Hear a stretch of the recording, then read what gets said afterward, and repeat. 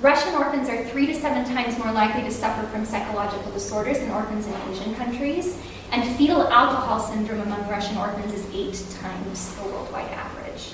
I'm going to be talking about reactive attachment disorder, which is along the fetal alcohol spectrum. And reactive attachment disorder is a rare and serious condition in which the infant or child does not establish healthy connections with others, with caregivers, with peers.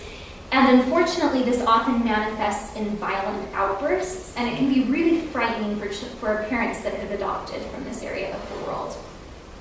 This is one of those families that adopted from Ukraine. It's actually my best friend Rachel over in the left-hand corner. This is a few years ago. And in the very center is ALEK, who they adopted from Ukraine.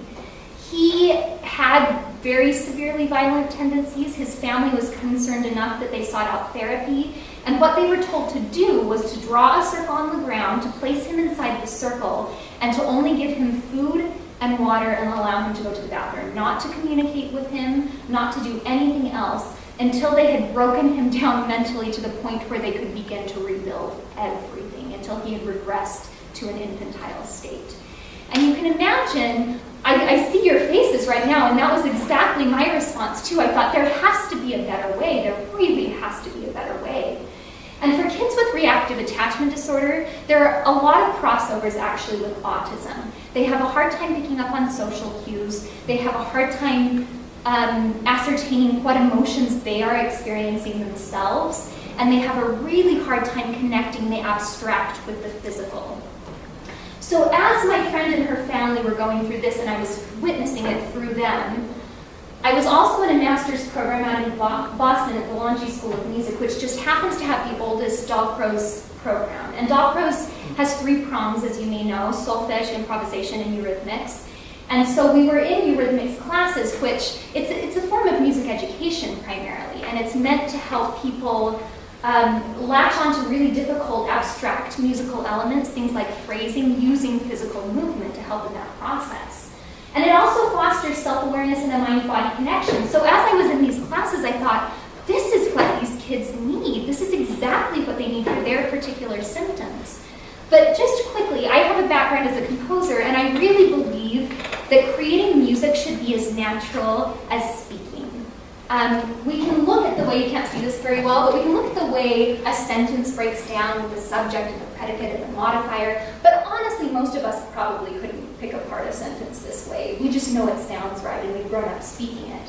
Same thing goes for music. We can sit down with Roman numerals to understand what's going on, but there's also a more intuitive way to understand what's going on. And that's something that even children can tap into, and it's really effective. So the Harbor was the organization that we ended up partnering with, and I wanted to show you some quick examples of exactly what we did. My co-worker, Dr. Krista Sager, who has a DMA in cello performance, focused more on music in connection with music education broadly. So she focused on Kodai and movement. Da, da, dee, da, da, da.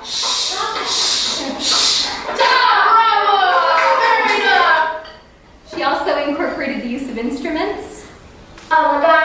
You do the hokey pokey and you turn yourself around. That's what it's all about.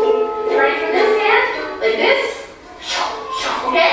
I should quickly say we had 13 total sessions with them. We had 12 mother-child pairs. The group that we ended up working with were mothers who were very young, who had come through the orphanage system themselves and had symptoms of reactive attachment disorder.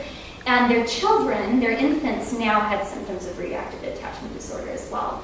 So not only were we working with individuals, but we were working to help strengthen that bond between mother and child. So here's an example of Eurhythmics specifically and the way we utilize this.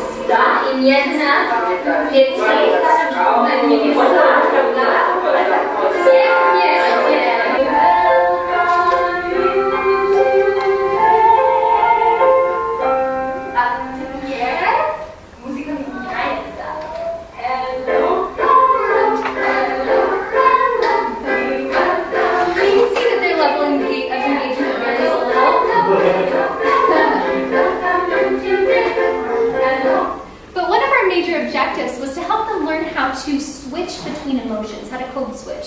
And when they could learn that they could physically respond to music, they could respond in a certain way to beautiful, soft music, and they could respond in a certain way to angry music, and then they could choose to switch their physical movements, then they began to have the tools to realize, oh, I can manage my mood. I can manage my emotions using music as a tool. So we wanted to improve outcomes in the areas of anger management, impulse control, delayed gratification. These are all things that are specific symptoms of reactive attachment disorder. And then we administered a survey, we had a focus group, and I won't go into this too much. We had them self-report, the mothers self-report using a 10-point Likert scale. This is an English version of the Russian survey that we gave them. And then again, I won't go too deeply into the results, but you can see here, the red is after and the blue is before. So there was significant improvement, and granted it was self-reported. However, it's pretty clear that this has an impact. And so it seemed like it was the beginning of something really exciting. Movement and music activate critical regions of the brain, triggering transformation.